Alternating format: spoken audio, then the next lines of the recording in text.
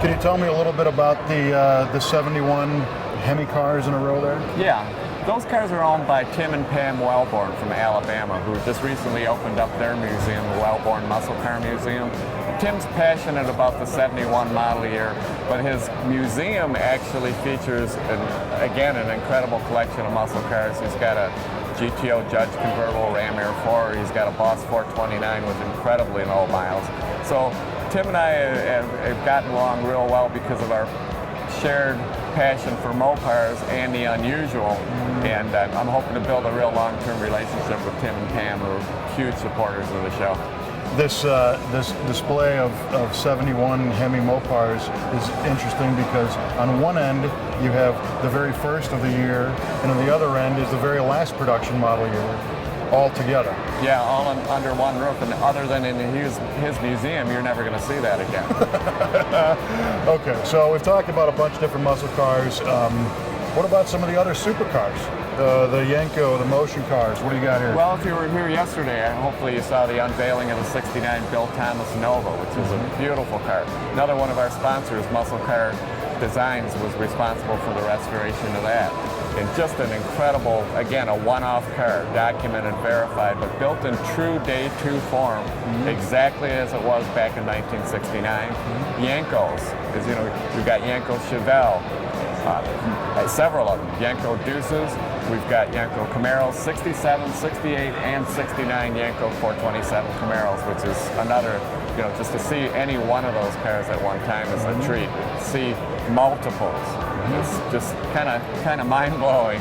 Yeah, well, and the motion display is mind-bending. We're real proud of that because last year we had also set another kind of personal record, and Joel and Marty came to the show, and Joel pulled me to the side and he said, you know, we'd never had this many Baldwin motion cars on the ground back in the day.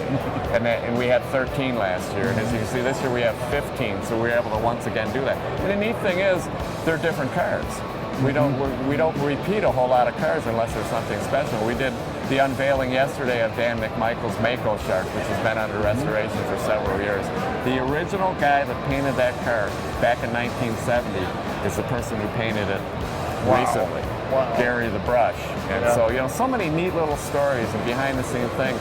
And all these people come together, Joel and Marty, Wally Booth, Bill Jenkins, I mean, all these people that you hear about. You can come here and you can meet them.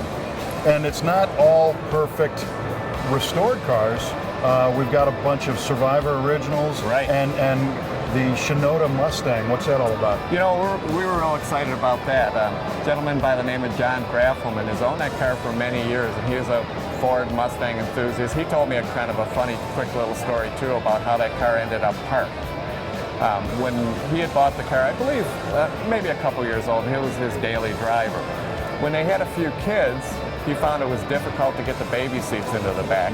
So they parked the car and they bought the Cyclone, which is in our Class of 71 display. Well, I met John through somebody who had referred me to him because I was looking specifically for a Cyclone spoiler for our Class of 71. Shortly after that, I picked up a copy of Muscle Car Review, and it had the story of that car in it. I read the owner's name, and it was John Graffelman. Well, I called John up and said, John, I understand you have this car, and I don't know if you had the opportunity to meet him, but he's kind of a humble man, and he told me about it, and he said, well, you know, it's real rough. We eventually want to get around to restoring it. I said, John, I'd love to have you bring that car to the show. And he said, well, it's rough. It looks like you saw in the pictures. And I said, but it's a significant car, and people will recognize it. Once I convinced them that the car would be well received, my offer to him was to bring it in unrestored form, and then after it's restored, to do another unveiling of the car fully restored to how it was back when Larry Shinoda owned it. Unreal. Again, I keep saying it, but you'll never see it anywhere else. That's right. I noticed a real 69 Trans Am over there and some really cool GTOs. Yep, GTOs. I'm kind of having some fun with the one that's up in the front row that's in progress. The owner is from the San Francisco Bay Area, and the car is being restored by Rick's Restoration out here, close to where I live in the Michigan area. And so many intricate single one-off pieces on that car. They weren't able to get the car completed. They were going to table it to the side. I said, time out. Bring that car in so that the people can see what really goes into a top-notch restoration. So we asked them to bring it in progress type of things. And the car itself is one of the rarest GTOs. It's a Ram Air 4 convertible. And just a beautiful car.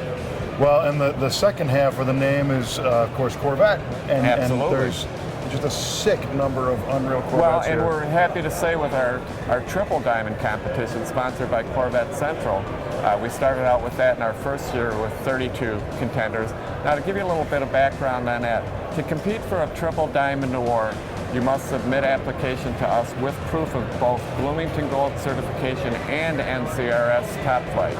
So you're starting out with cars that are already certified to be the best of the best. So we're the third piece of the puzzle. So this draws cars from all over the country. This year we have 44 entrants, which is up significantly.